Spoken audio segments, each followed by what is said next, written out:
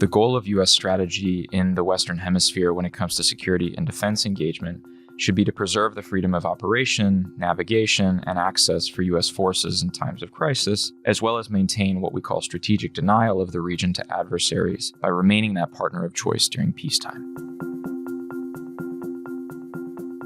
Hi, I'm Ryan Berg, Director of the Americas Program at CSIS, and I'm here to talk about my recent report with Henry Ziemer, Paper Tiger or Pacing Threat: China's Security and Defense Engagement in Latin America and the Caribbean.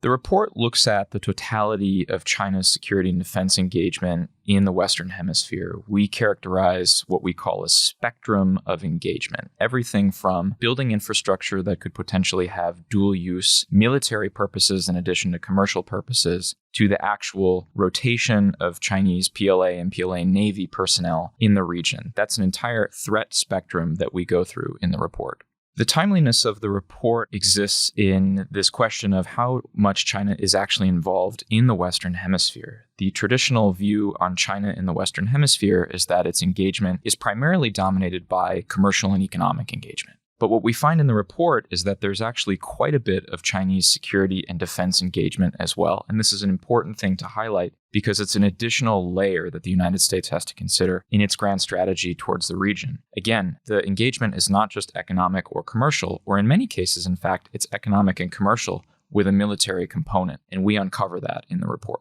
The report lays out a series of recommendations to engage with the region, as well as keep United States as the preferred partner in the region. As we say in the report, the goal of U.S. strategy in the Western Hemisphere when it comes to security and defense engagement should be to preserve the freedom of operation, navigation, and access for U.S. forces in times of crisis, as well as maintain what we call strategic denial of the region to adversaries by remaining that partner of choice during peacetime. Over the past year, we've witnessed a series of military tensions and confrontations between China and the United States in areas like the South China Sea, but also in other theaters and regions of the world. And this report brings to light the fact that the Western Hemisphere is frankly no exception to the fact that there will be rising tensions between China and the United States over its security and defense engagement, as well as over some of that posturing that could be security and defense related.